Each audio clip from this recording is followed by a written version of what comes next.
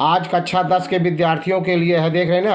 पहले देख लीजिए, ये आपका तृतीया पाठ है, संस्कृत है, सूक्तियों का अमृत, सूक्ति सुधा। सूक्ति सुधा का अर्थ होता है सूक्तियों का अमृत, मतलब संकलित है। पाठ 3 पाठ परिचय में है।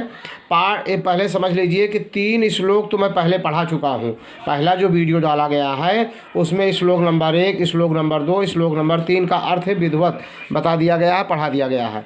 और इसमें क्या आता है, संदर्भ सहित सूक्त की व्याख्या। तो चौथा आज पढ़ाना है। चौथा देख रहे हैं, दिखाई दे रहा है। तो पहले इसका संदर्भ कैसे लिखेंगे।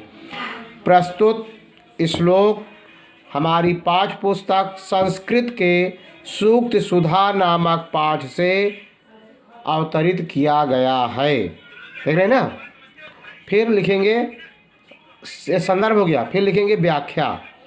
अब व्याख्या में क्या, पहले देखिए, पहले पढ़ेंगे आप इस श्लोक को अच्छी तरह से, तब आप इसका अर्थ निकाल पाएंगे।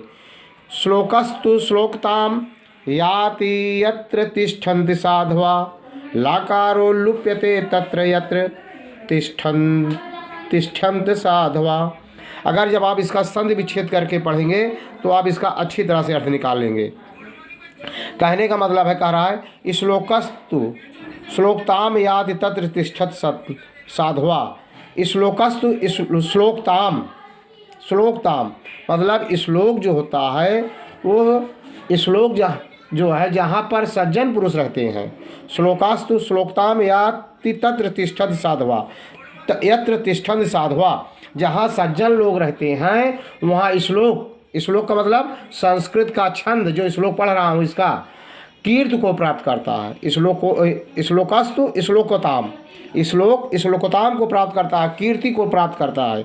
जहाँ सज्जन व्यक्ति रहते हैं वहाँ श्लोक कीर्ति को प्राप्त करता है, संस्कृत का छंद कीर्ति को प्राप्त करता है। फिर लकारो लुप्यते तत्र यत्र तिष्ठन्ति असाधवा। तिष्ठन्ति देखा, जब संधि विच्छेद करेंगे तो असाधवा हो जाएगा, अर्थात जहाँ श्लोक का ला लुप्त हो जाता है, जहाँ दुर्जन लोग रहते हैं, जहाँ असाधवा दुर्जन लोग रहते हैं वहाँ श्लोक का ला लुप्त हो जाता है।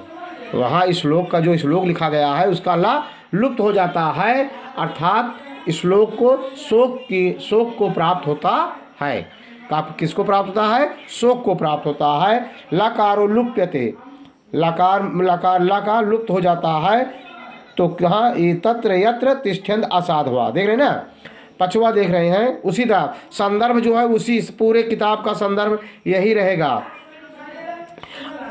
अप्राप्त कालम वचनम बृहस्पति रपि ब्रवून अप्राप्नुयाद बुद्ध्यश्च ज्ञानम पपान्यश्च शाश्वत। देख रहे हैं ना, बिल्कुल कह रहा है मनुष्य को समय के अनुसार ही बात करनी चाहिए। प्राप्नुयात बुद्ध्यश्च ज्ञानम अपमानश्च शाश्वत। देख रहे हैं ना। अप्राप्त वचनम, अप्राप्त काल मतलब अप्राप्त काल मतलब होता है मनुष्य को जो समय, अप्राप्त काल जो अच्छा समय ना हो, मनुष्य को समय के अनुसार ही बात करनी चाहिए। कभी कहता है कि अवसर के प्रतिकूल बोलने वाला, जो समय आपका दूसरा चल रहा है और बोल आप कुछ रहे हैं, समय के विपरीत, कहने का मतलब है अवसर के प्रतिकूल विपरीत बोलने वाला, चाहे देवगुरु बृहस्पति ही क्यों न हो, वह अपनी बुद्धि अवहेलना तथा अपमान प्राप्त करता है। इसलिए मनुष्य को अवसर के अनुकूल ही बात करनी चाहिए। कहने का मतलब अप्राप्त कालम वचनम बृहस्पति अब्रुवन, चाहे बृहस्पति देवताओं के गुरु बृहस्पति ही क्यों न बोल रहे हों। प्राप्युयाद बुद्ध्यश्च ज्ञानस अपमानश्च अवज्ञा, अवज्ञानम अपमानश्च, अवज्ञा होता है, अनादर होता है, अपमान को प्राप्त करते हैं। समझ रहे ना। देवगुरु बृहस्पति क्यों ना अपनी बुद्धि की अवहेलना तथा अपमान प्राप्त करता है। मनुष्य को अवसर के अनुकूल ही बात करनी चाहिए। अगला देखते हैं 6वां श्लोक। वाच्यम श्रद्धा समेतस्य पृच्छस्त विशेषता प्रोक्तम श्रद्धा विहीनस्य आरण्यम रूदिको रूपितो पमम। मतलब कहने का अर्थ है कि कवि कहता है कि श्रद्धा के साथ श्रद्धा के साथ, वाच्यम श्रद्धा समेतश्च, श्रद्धा के साथ विशेष रूप से पूछने वाला क्या होता है, पूछने वाले की बात का उत्तर देना चाहिए। वाच्यम श्रद्धा समेतस्य पृच्छातश्च विशेषता अप्रोक्तम, बात का उत्तर देना चाहिए। बाकी परंतु जो श्रद्धा से रहित हैं, प्रोक्तम श्रद्धा विहीनस्य, जो श्रद्धा से विहीन पूछ रहे हैं उनके पूछने में कोई श्रद्धा नहीं है।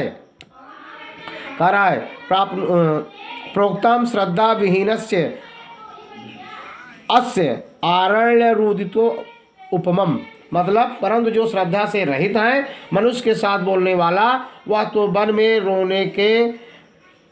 रोदन के समान निरर्थक होता है। जैसे जंगल में कोई आदमी रो रहा हो, उसके रोने निरर्थक होता है, उसी तरह से जो